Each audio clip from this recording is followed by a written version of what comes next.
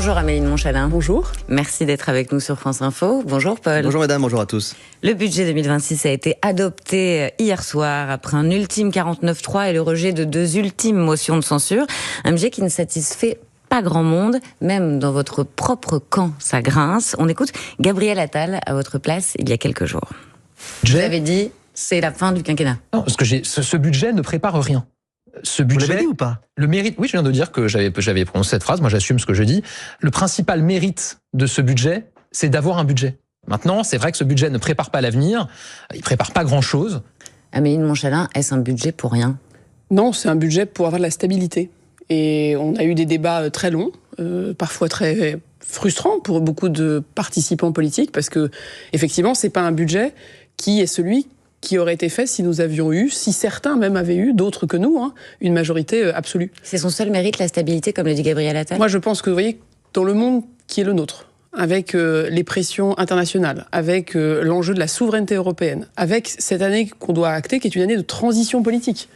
Il y a eu des élections législatives en 2024 qui n'ont pas permis de dégager une majorité absolue. Il y aura une élection présidentielle en 2027. La question, c'est comment on s'occupe des Français aujourd'hui. Et vous avez un certain nombre de partis de gouvernement, de droite, de gauche, qui sont des opposants politiques, qui iront de manière évidemment différente aux élections, qui se sont dit, et je pense que c'était à leur honneur, qu'il fallait que nous arrivions à faire, entre guillemets, tourner le pays en 2026. Que les Français qui se sont réveillés le 1er janvier 2026, ils avaient des besoins en termes de logement, ils avaient des besoins en termes d'entreprise quand ils étaient petits patrons et qu'ils voulaient embaucher, investir, qu'ils avaient des besoins en tant que jeunes. Mais c'est pas ce que disent certains au sein de votre propre camp. Et donc, moi j'assume de vous dire, ce budget, c'est pas celui qu'on a proposé. C'est même peut-être celui que personne n'aurait imaginé écrire. Et vous avez passé physiquement 400 heures sur le même banc entre l'Assemblée et le Sénat. C'est un record sous la Ve République. Vous vous dites pas au fond de vous quand même, tout ça pour ça par rapport à votre ambition initiale? Moi je dois vous dire que tout ça pourquoi? Pour déjà réduire le déficit. C'était pas gagné. Tout ça pour éviter des aventures qui auraient été très dangereuses pour l'économie. On a eu des débats, vous savez que la France Insoumise et le Rassemblement National, à un moment donné, ont voté main dans la main 34 milliards de hausses d'impôts qui auraient mis à plat l'économie française. Nous avons un budget qui permet de réduire le déficit, moitié par des efforts en économie, moitié par une hausse modérée de la fiscalité. Les impôts en 2026 seront les mêmes qu'en 2025 pour les entreprises, pour les ménages. Il n'y a pas de changements qui doivent inquiéter nos concitoyens. Et à la fin, si on regarde tout le budget de la sécurité sociale et de l'État, on a moins d'impôts dans le PIB qu'en 2019, avant le Covid. Est-ce que vous n'avez pas creusé la dette publique, pour reprendre le mot de Marc Fesneau, qui résume le budget? Nous avons fait ce que nous savons faire le mieux dans ce pays, de la dépense publique à l'aveugle. J'ai aucun doute, je suis ministre des Comptes publics. J'ai passé des mois, depuis 1 an, à dire à quel point revenir à un déficit autour ou sous 3%. C'est quand même un objectif qui n'est pas un objectif comptable, c'est un objectif de puissance, de souveraineté. On est tellement loin. On a plus de 5 là. Oui, mais moi je suis arrivé, vous voyez, dans un bâtiment à Bercy il y a plus d'1 an. Le déficit constaté à ce moment-là, c'était 5,8%. On a eu un débat, un compromis en janvier 2025. Ça a permis d'avoir un budget pour 2025. Bilan, on a eu 0,9% de croissance, plus que tous les autres pays européens. Bilan, on a réduit à 5,4% de déficit. Et j'insiste sur ce point. On a aussi, on voit aujourd'hui, beaucoup de doutes de certains qui vous disent « Ah, voilà, il y a écrit 5%, mais ils le feront jamais. Oui. Et le déficit 2025, en attendant, juste Amélie de Montchalin, il sera à combien? Avec les informations dont je dispose, nous avions dit 5,4. Nous avons tout à fait aujourd'hui la capacité de faire 5,4. Il est possible peut-être que certaines bonnes nouvelles en fin d'année amènent à ce que ce soit un petit peu meilleur. On verra. Mais c'est-à-dire? Moi, je suis sur les arrondis. Est-ce que c'est 5,3? Est-ce que c'est 5,4? Voyons, on est sur ce niveau-là. C'est beaucoup trop. Vous tablez que les recettes nettes de l'État pourraient être de 311 milliards en 2025, c'est bien cela? Mais on a annoncé des chiffres. À la fin, pour ceux qui nous écoutent, qu'est-ce qu'il faut qu'ils entendent? Que la méthode que nous avons mise en place depuis 1 an, qui consistait à mettre tout sur la table, à rendre tout transparent, à montrer que quoi qu'il arrive, on devait tenir nos objectifs, pas parce qu'on est des comptables obsédés, mais parce qu'à la fin, c'est une question de confiance avec nos concitoyens qui payent des impôts, qu'ils soient entreprises ou ménages. Cette méthode, elle fonctionne. Et elle doit pouvoir recréer une forme de confiance. Oui, un jour, il faut qu'on soit à 3% de déficit ou moins. Ce jour, ça doit être... c'est quoi? C'est 2029? Ça doit être au plus tard 2029. Ça veut dire que c'est réaliste? Bien sûr que c'est réaliste. Pierre Moscovici dit on n'atteindra pas. Aujourd'hui, on fait, voyez, 0,4 points de réduction quand nous avons ni majorité, ni consensus politique, et nous le constatons sur des budgets de compromis. En 2027, j'espère qu'émergera une capacité à gouverner de manière plus claire, une coalition où certains imaginent une majorité absolue, moi je ne suis pas sûr qu'elle existe, mais à minima une coalition pour travailler efficacement, et donc il faudra continuer. Qu'est-ce que je veux dire derrière? Avant qu'on passe à autre chose justement et qu'on parle du fond de ce budget, vous allez nous dire pourquoi vous le défendez. Vous nous dites que peut-être que les chiffres sont un peu meilleurs que prévu pour 2025. En termes de milliards, ça rapporterait combien si ça se confirme? La différence, c'est entre 3 et 5 milliards. Donc vous voyez, la dépense publique, et ça peut d'ailleurs effrayer certains de nos concitoyens, c'est 1700 milliards d'euros. 400 milliards pour les retraites, 350 milliards pour la santé. La défense, vous voyez, c'est 60 milliards. Donc si on compare, on met à peu près 60 milliards pour la défense, on met plus de 600 milliards d'euros pour notre sécurité sociale et notre politique sociale. Donc que les gens comprennent un peu les ampleurs. À la fin de l'année, vous voyez, quand on fait les comptes, les plus et les moins, qu'on ait, vous voyez, un écart de 2, 3, 4 milliards, bon, sur 1700 milliards, ça ne veut pas dire qu'on s'est trompé, ça veut simplement dire que dans un pays comme le nôtre, il y a effectivement des choses qu'à la fin, il faut arrêter les comptes, et on l'arrêtera, de toute façon, l'INSEE le fera au mois de mars. Vous dites vous-même, pardon, le chiffre des retraites, Gabriel Attal disait ce budget prépare pas l'avenir. Dans ce budget, rien sur les retraités. Finalement, ils sont épargnés. Alors, pas de gel des pensions, là aussi, vous pas de savez, suppression de l'abattement de 10%. Est-ce que ça prépare l'avenir, ça? Est-ce que c'est réaliste? Il y a deux choses. Il y a eu un budget de la sécurité sociale très protecteur pour les retraités. Un certain nombre de propositions que le gouvernement a pu faire, notamment sur la revalorisation des retraites, n'ont pas été suivies. Le choix qu'on a fait et le compromis qui s'est dégagé dans le budget de l'État et des collectivités, c'est que nous avons fait résolument un choix pour la jeunesse.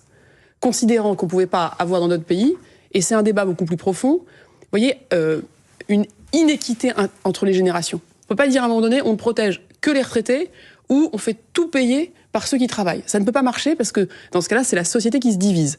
Et vous voyez, de ces près de 400 heures que j'ai passées au Parlement, moi j'en retiens une chose. Et c'est un sujet sur lequel je veux travailler personnellement dans les prochains mois. Les Français qui travaillent, les gens qui ont en gros mon âge, ma génération, la vôtre, que les gens qui ont entre 25 et 55 ans, qui portent le pays, qui ont des enfants, qui s'inquiètent aussi pour leurs parents, qui payent beaucoup d'impôts, à un moment donné, quelle est la solution économique, personnelle, fiscale, sociale, qu'on redonne à notre génération? Comment ceux qui portent le pays aujourd'hui croient encore que notre pays a un avenir? Et moi, je souhaite relancer des débats. Ça ne veut pas dire des propositions de loi, ça ne veut pas dire tout de suite. Mais c'est-à-dire comment on peut refaire société autour de l'idée que si ceux qui travaillent ne s'y retrouvent pas, eh bien, notre pays n'a pas d'avenir, évidemment, solide devant lui. Pour revenir au budget, dites, est-ce que je défends le budget? D'abord, je défends qu'il y a eu compromis. Je défends que les objectifs qui ont été fixés ont été tenus. Et je défends surtout la vérité de ce qu'il y a dedans. Par exemple, moi, aujourd'hui, 1 euro pour tous les étudiants. Oui. Marc Fesneau, qui est le patron des députés Modem, lui-même dit c'est absurde, on ne distingue pas selon les revenus de ces étudiants. À un moment donné, vous avez une réalité. Bonne dépense. Vous avez une réalité. Les étudiants qui vont dans les restaurants universitaires sont plutôt ceux qui sont d'origine très modeste ou de classe moyenne. Les étudiants qui ont plus de moyens, en fait, ils vont souvent ailleurs qu'au restaurant universitaire pour déjeuner. Deuxième chose, il y a une précarité étudiante effective. Troisième chose, ça coûte 40 millions d'euros. Vous voyez, par rapport au budget de l'État, c'est un effort qu'on peut se dire qu'on peut faire. Mais j'en reviens à une chose, parce que sur les repas à 1 euro et beaucoup d'autres sujets... Attendez, juste sur les repas à 1 euro, j'insiste parce que la présidente du Crous met en garde contre le risque déceptif en disant qu'il y aura énormément de monde qui vont venir forcément parce que ça coûte moins cher et que vous n'avez pas les moyens financiers d'accueillir tous les étudiants. C'est important, ça. On va mettre les moyens, on va faire les choses de manière organisée, évidemment. Et si à un moment donné on fait compromis, il faut qu'on soit de bonne foi. Je pense que ce que les Français ont vu depuis le début, c'est que Sébastien Lecornu, moi-même, tous les membres du gouvernement, on est de bonne foi. Compromis avec les socialistes. On n'est pas candidat à la présidentielle, on est là pour s'occuper du pays, et on est là pour s'occuper quand on vote quelque chose, que ça fonctionne. Mais vous voyez, le cœur de ce qui se discute actuellement dans le débat public, c'est au fond de savoir si on est d'accord ou pas d'accord avec ce qu'il y a dans le budget. Et je comprends que ça puisse être compliqué parce qu'il y a eu beaucoup de versions. Mais vous avez aussi toute une partie de la classe politique, je pense au Rassemblement national et aux Insoumis en particulier, qui sont dans une forme de création d'une réalité alternative. Alors expliquez-nous. De fake news. C'est-à-dire ? Je vous donne un exemple. Le Rassemblement national passe ses journées à dire les entreprises, les entrepreneurs vont payer plus d'impôts. C'est faux. Il n'y a pas de hausse de charges sur le travail dans ce budget.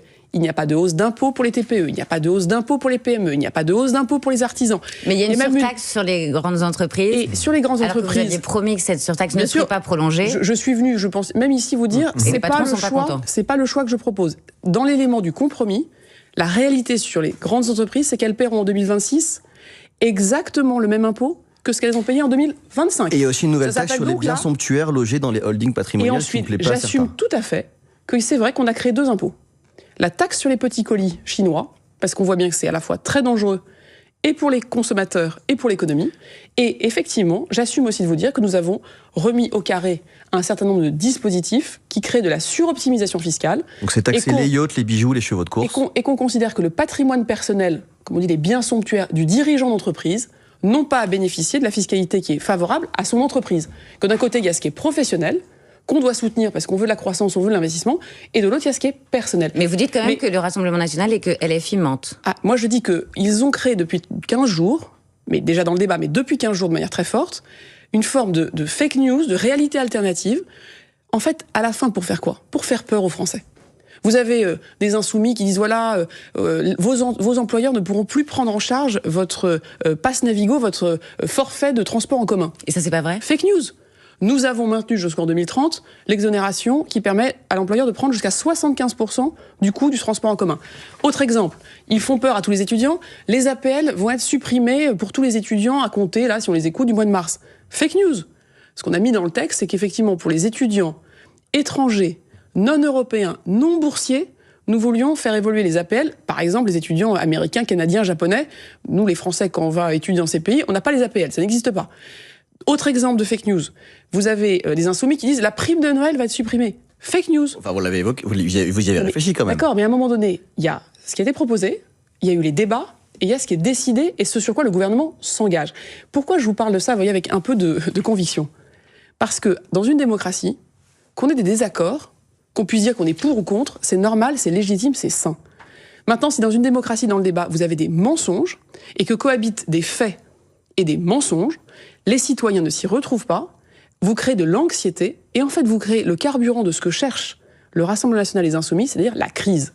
On voit bien ce que cherchent les Insoumis et le Rassemblement national, c'est de créer une situation tellement délétère, tellement anxiogène, tellement paralysée, tellement instable, qu'on puisse se dire « Ah, le miracle arrive, heureusement nous avons besoin d'eux ». Et moi je ne souhaite pas que dans notre démocratie, certains puissent se faire la cerise, gagner des élections, en créant eux-mêmes des crises et de l'instabilité. C'est pour soi que ce budget qui crée de la stabilité, c'est son premier mérite, et je pense que c'est nécessaire à notre pays. Oui, mais dans une démocratie, il y a aussi besoin de transparence. Est-ce que vous pouvez nous dire, concrètement, ce matin, combien a coûté la loi spéciale aux Français ? Alors, je peux vous dire qu'elle n'a pas du tout coûté le prix de l'année dernière. En 12 milliards d'euros. Pourquoi 12 milliards en 2025 ? Parce qu'il n'y avait pas de budget de la sécurité sociale. Cette année, nous en avons un, et vous savez que le seul fait d'avoir un budget de la sécurité sociale nous a fait gagner près de 10 milliards d'euros d'économies, ou en tout cas de non-dépenses qui sinon seraient devenues. Deuxième chose, l'année dernière, ça nous avait coûté très cher, parce que la croissance économique avait calé. Et donc cette année ? Cette année, pour l'instant, la croissance économique n'a pas calé, et pour l'instant, on a toujours un budget de la sécurité sociale, et qui a été voté, je le rappelle, ce qui est quand même inédit dans une république qui n'avait ni majorité absolue, ni 49-3. Le coût, ça va être peut-être quelques milliards. C'est-à-dire 3, 4, 5, 6 ? En fait, on pourra faire les comptes après. Mais vous avez un ordre de grandeur ? Le principal coût, c'est le coût de l'incertitude. C'est est-ce que ça a pesé sur l'investissement des entreprises ? Est-ce que ça aura pesé sur la consommation des ménages ? On le verra au mois de mars. Mais combien à peu près, quand même ? Probablement quelques milliards d'euros de croissance perdue, de recettes perdues.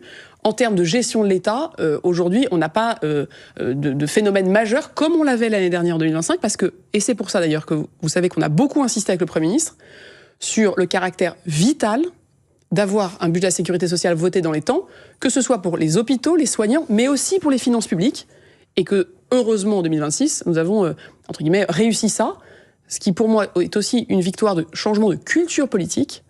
Nous avons réussi à faire travailler des gens qui ne sont pas d'accord, qui iront aux élections de manière évidemment séparée, mais quand vous avez des écologistes, des communistes qui sont abstenus pour laisser passer un budget de la sécurité sociale, et que les soignants, les hôpitaux, les retraités, les structures qui accueillent des personnes en situation de handicap, les EHPAD, puissent avoir des budgets augmentés quand il y avait des besoins augmentés. Mais ça ne résout pas le trou de la sécurité sociale. Alors, ça ne le résout pas, mais si nous n'avions pas eu de budget, au lieu d'avoir 20 milliards de déficit, on en aurait eu 30. Moi, je voulais qu'il y en ait moins, évidemment. Mais il y a un moment donné, il faut être réaliste.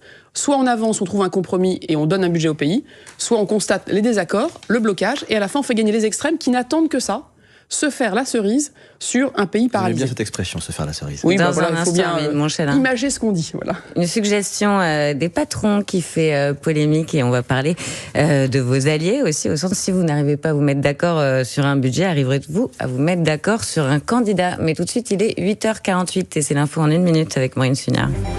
Sa famille espérait cette issue. Le Français Tom Félix, qui risquait la peine de mort en Malaisie, a été acquitté ce matin. Âgé de 34 ans, il était poursuivi pour détention et trafic de stupéfiants.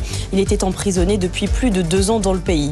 Alors que des négociations directes doivent reprendre demain entre Kiev, Moscou et Washington, le président ukrainien Volodymyr Zelensky affirme que la Russie a lancé plus de 70 missiles et 450 drones cette nuit. Moscou avait pourtant accepté vendredi de suspendre ses frappes, notamment sur la capitale et sur les infrastructures énergétiques, sur demande de Donald Trump.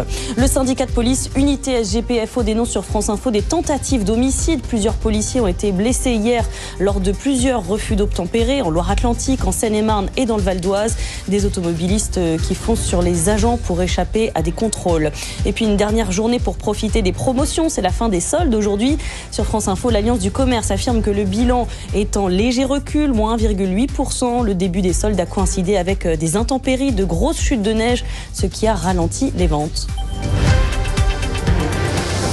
France Info. Le 8-30 France Info. Agathe Lambray, Paul Larouturou. Avec Amélie de Montchalin, ministre de l'Action et des Comptes Publics, on parle d'une suggestion du MEDEF, Paul. Oui, Matignon a dit non, mais les patrons proposent un CDI jeune, un contrat à durée pas si indéterminée qui pourrait être rompu sans motif les premières années. Le porte-parole du MEDEF était au 20h de France 2 hier soir. Oui, c'est un sujet sensible, on s'en empare, on en discute, on trouve des solutions, on continue de dire non, il ne faut pas y toucher, on fait rien du tout, et ces 1 400 000 jeunes vont un peu rester dans la situation qui est la leur. Sujet sensible, dit le porte-parole du MEDEF, on pense évidemment au spectre du CPE. Pourquoi, Madame la ministre de l'Action et des Comptes Publics, ça n'est pas une bonne idée selon vous pour relancer l'emploi des jeunes? D'abord, il y a un combat collectif. C'est comment on a moins de jeunes qui, à l'âge de 20-22 ans, se retrouvent sans formation, sans emploi, sans situation stable et sans perspective d'insertion professionnelle. C'est un fléau. Ça concerne beaucoup les jeunes hommes, d'ailleurs, plus que les jeunes femmes. Et c'est un sujet qu'on doit prendre très activement. Il y en a 1,3-1,4 millions. Depuis 2017, on a fait beaucoup. Vous savez, il y avait eu le plan Un jeune, une solution. On a quand même réussi à multiplier l'apprentissage par plus de 2. On a presque 1 million de jeunes aujourd'hui qui se forment de manière aussi pratique pour apprendre un métier. On voit bien qu'on doit aussi mieux ajuster les formations avec les besoins du marché du travail et surtout professionnaliser les formations. Parce que si on a des jeunes sinon qui apprennent des choses théoriques, pour les entreprises, quand elles les voient arriver, ils ne sont pas très embauchables. Mais depuis le Covid, on voit qu'il y a un problème avec l'emploi des jeunes. Donc ce qu'on voit, c'est que dans tous les pays occidentaux, un certain nombre de jeunes ne sont plus qualifiés par rapport aux besoins du marché du travail. L'enjeu de l'intelligence artificielle, des nouvelles technologies, montre qu'il nous faut, comme on dit, changer la carte des formations, à la fois qui on forme, où on les forme et à quoi on les forme. Donc ça reste une priorité du gouvernement. Ce qu'on pense avec mes collègues ministres et le Premier ministre, c'est que il nous semble pas que le sujet majeur bloquant, ce soit le type de contrat. Vous savez qu'avec les CDI aujourd'hui, vous pouvez avoir des ruptures conventionnelles, d'ailleurs parfois qui font l'objet d'abus, mais on voit bien qu'aujourd'hui, on n'a pas un manque, c'est pas ce qui nous ressort a priori, surtout pour les jeunes, ce serait un manque de flexibilité d'embauche. Ce qui nous manque, pourquoi demande ça le MEDEF ? Moi, je dois vous dire que nous, ce qui est un peu étonnant, c'est que c'est une proposition qui vient un peu dans un moment où oui, il nous faut une mobilisation générale sur l'emploi des jeunes. Il nous semble que c'est pas l'option qui est la plus efficace. En revanche, il nous semble que c'est très important de donner mandat aux partenaires sociaux, aux syndicats, au patronat, de voir qu'est-ce qui peut être fait pour qu'effectivement, nous évitions d'avoir un chômage des jeunes en France 3 fois plus élevé qu'en Allemagne. Exactement, j'allais vous dire qu'il est 3 fois plus élevé qu'en Allemagne. Et ça doit quand même nous dire... On ne peut pas s'en satisfaire. Il n'y a pas de recette magique chez les autres. Enfin, il y a peut-être des choses qu'on peut apprendre, qu'on peut importer. L'apprentissage était une des premières solutions. Nous, on a essayé depuis, vous voyez, aussi de soutenir les missions locales. On a remis d'ailleurs dans le budget des moyens pour accompagner les jeunes par un accompagnement très personnalisé. Il faut qu'on aille plus loin. Mais je ne pense pas que le sujet aujourd'hui soit le type de contrat. On voit bien que c'est beaucoup plus l'adéquation entre la formation et les besoins du marché du travail. Et donc c'est plus un sujet aussi que porte, vous voyez, notre collègue Philippe Baptiste, ministre de l'Enseignement supérieur et de la Recherche. Et sur les patrons, adapter la carte des formations. Montchalin, comment vous calmez la colère des patrons? Parce que tout à l'heure, on l'a évoqué, ils sont furieux. Bon, d'abord, ils ont l'impression d'être les dindons de la farce, que tous les efforts pèsent sur eux. Moi, je veux redire, restons dans la réalité de ce qu'il y a dans le budget. Je crois que Michel-Édouard Leclerc était sur une autre chaîne ce matin, et il disait, entre ce qu'il y a dans le texte et ce qu'on dit qu'il y a dans le texte, il y a quand même un gouffre. J'en ai parlé assez longuement avec vous avant. Moi, je veux rassurer nos chefs d'entreprise. D'abord, je veux les remercier. Parce qu'en 2025, dans un monde où il y avait de l'instabilité, où il y avait les droits de douane de Trump, où il y avait d'abord une année aussi en 2025 qui a commencé sans budget. À la fin, ce sont les entreprises qui ont investi, qui ont embauché, qui ont fait qu'on a 0,9% de croissance en 2025. C'est pas le gouvernement qui décrète la croissance, ce sont les entreprises qui la créent avec leurs salariés, avec les Français, et ça c'est une bonne nouvelle. Et c'est comme ça que vous les remerciez. Et la manière de les remercier, et peut-être que je vais le dire avec des mots très sincères, nous avons fait un choix de stabilité. C'est vrai qu'il n'y a pas de baisse de charge que certains auraient voulu, et que j'aurais pu, moi, vouloir accompagner sur un certain nombre de points, notamment les impôts de production. J'aurais voulu, effectivement, on les a même proposé dans le texte initial du gouvernement de les baisser. Mais vous avez fait un compromis avec les socialistes, donc vous l'avez retiré. Non, il y a eu un compromis avec, en fait, les forces centrales, qui ont dit, nous, ce qu'on veut, c'est 0 changement sur les charges sur le travail, et du coup, 0 changement sur les impôts de production, et stabilité fiscale. Je le redis, 99,9% des entreprises n'auront aucun changement d'impôt. Les plus grandes paieront en 2026 comme en 2025. Et il y aura même des entreprises qui paieront moins d'impôts. C'est les entreprises de taille intermédiaire industrielle, parce qu'il nous a semblé qu'elles étaient le cœur de notre pays, et donc elles ne sont plus soumises à la surtaxe de l'impôt sur la société. Après, avec les patrons, qu'est-ce qu'on fait? Mais on fait bloc. Là, vous voyez, il y a eu un très grand changement. Pardon, je vous interromps parce qu'il faut qu'on avance, je suis confus, les 54, excusez-moi de vous La interrompre. préférence européenne, au niveau européen, ça, c'est un combat que la France a mené, ça fait 20 ans. Hier, c'est devenu une proposition de la Commission européenne. Vous voyez, c'est comme ça qu'on va aussi faire bloc, avancer, conquérir des marchés, trouver la croissance, et ça doit pouvoir nous réunir. On en parlait avec Agathe tout à l'heure, on vous a diffusé le son de Gabriel Attal qui considère que votre budget ne prépare rien. Vous n'arrivez pas à vous accorder entre alliés sur le budget, bon là vous y êtes arrivé laborieusement. Est-ce que vous arriverez à un moment à vous accorder sur un candidat pour 2027 ? Alors, moi, là-dessus, je vais vous le dire aussi avec beaucoup de sincérité. Soit on considère que, vous voyez, l'union des droites est déjà faite, que Jordan Bardella, Marine Le Pen et tous ses amis, Eric Ciotti et les autres, ont déjà le pouvoir, et on laisse tout le reste du champ politique se diviser, chacun part tout seul aux élections, fait 10%, a raison tout seul, et n'aura rien offert en fait au pays comme solution, soit on considère que tous ceux qui ne prennent pas cette union des droites comme une fatalité ou comme un résultat déjà donné, se rassemblent. Donc vous dites Non une pas- alliance du centre Moi, j'ai- à la droite. Mais Vous voulez, non, par exemple, moi, une je grande dis- primaire avec Moi, des je dis primaire LR, ouverte. avec des LR, Jusqu'où ? Primaire ouverte, c'est avec Bruno Retailleau, par exemple. c'est ceux, à mon avis, qui considèrent que l'union des droites n'est pas possible.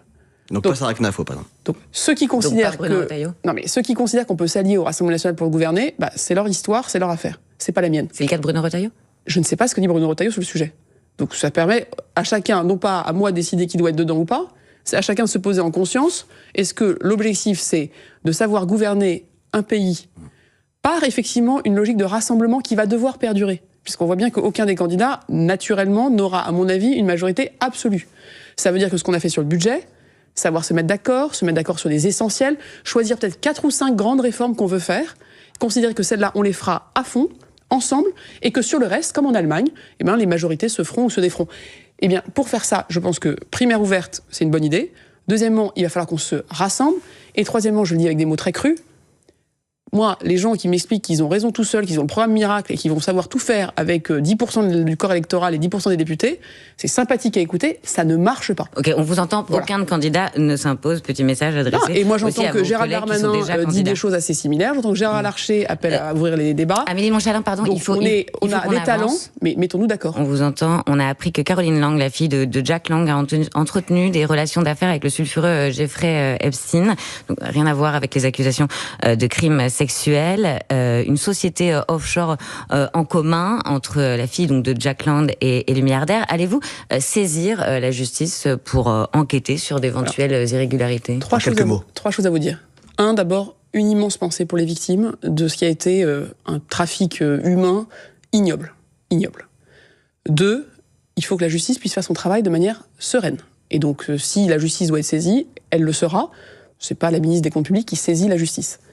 Troisième élément, moi je dis juste qu'il faut toujours qu'on fasse attention dans notre système médiatique au poison du soupçon et de la rumeur, et qu'on laisse les choses se faire sur la base de faits. Je crois que j'en ai parlé, vous voyez, sur des sujets qui n'avaient rien à voir avec cette affaire. Mais voilà, gardons un peu de méthode et surtout, rappelons d'où nous venons dans ce sujet. D'abord et avant tout, une pensée pour les victimes de ce qui a été un système ignoble et qui doit d'abord nous rappeler qu'on doit être extrêmement vigilant sur ces relations de pouvoir et ce qui, malheureusement, met des femmes en très grand danger. 8h58 sur France Info, l'heure de la question qui, aujourd'hui la question qui fait le bilan. On apprend dans un portrait des Échos que Gérald Darmanin vous a conseillé pour vos plus de 400 heures sur le banc du gouvernement de ne pas boire une goutte d'alcool pendant tout le budget, que vous êtes surnommé ChatGPT ou même Hermione Granger en référence à Harry Potter. Quel est votre meilleur souvenir pendant ce budget tumultueux ? Mon meilleur souvenir, c'est le vote du budget de la sécurité sociale. Ça s'est fait à quelques voix, mais j'étais fière pour mon pays. Je me suis dit, là, on montre ce que la politique peut faire peut-être de meilleur. Peut-être le texte, au fond, c'est celui de personne. Mais à ce moment-là, je me suis dit, les Français quand même, à un moment donné, on a pensé à eux. Et j'étais donc heureuse d'avoir pu contribuer à un moment où les hommes et les femmes politiques élus par les Français avaient su créer une majorité. Après, cette histoire sur l'alcool ou pas l'alcool, ça remonte aux années où j'étais une très jeune députée, où j'avais déjà, en tant que députée, mené des heures et des heures sur les budgets. Moi, je bois du thé vert, et il paraît que ça rend calme et patient, et je pense que notre vie politique, elle a besoin de plus de calme, elle a besoin de plus d'écoute, elle a besoin de se rappeler pourquoi on est dans les responsabilités qui sont les nôtres. Merci beaucoup. Et qu'on fasse honneur aux Français. Et je pense que c'est ça qui doit nous guider. Ministre du Budget qui carbure au thé vert, donc c'est ce qu'on apprend Exactement. dans la question qui. Merci Paul. Merci Agathe, à demain. À demain, restez avec nous tout de suite les informés.